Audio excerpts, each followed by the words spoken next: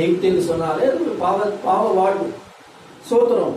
அப்ப நாம் ரட்சிக்கப்படுவதற்கு முன்பதாக நம்முடைய வாழ்க்கையில காணப்பட்ட சில பொல்லாப்பான காரியங்கள், அருவருப்பான காரியங்களை நம்முடைய நினைவுக்கு கொண்டு வந்து அதை என்ன செய்யக்கூடாது, இச்சிக்க கூடாது. அல்லேலூயா.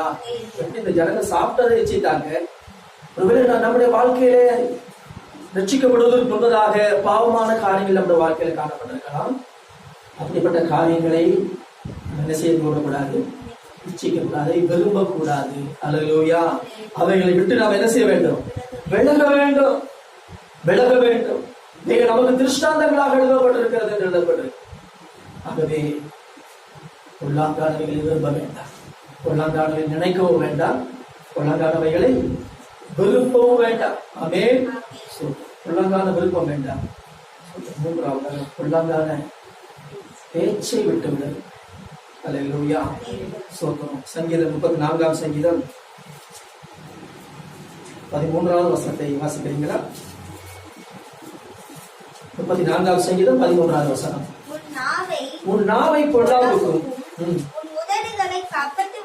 உன் உதடுகளை கவட்டு வசனிப்புக்கும் விலக்கி காத்து. Keep your tongue from evil.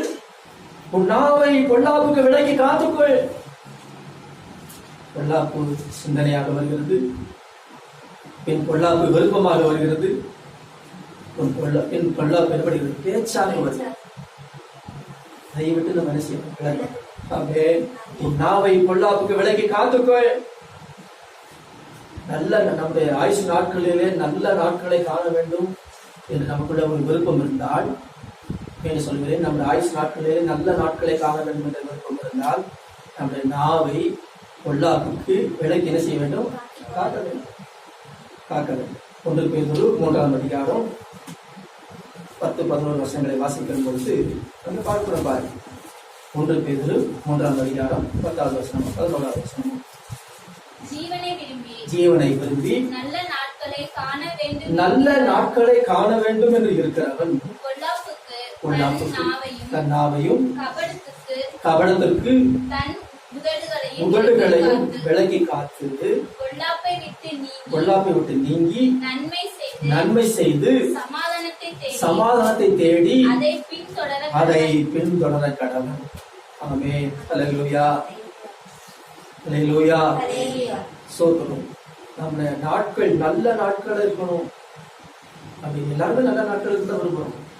ஆனா என்ன செய்யணும் அப்படின்னா, ஜீவனை விரும்பணும். அடுத்து பொல்லாப்புக்கு தன் நாவையும் கபடத்துக்கு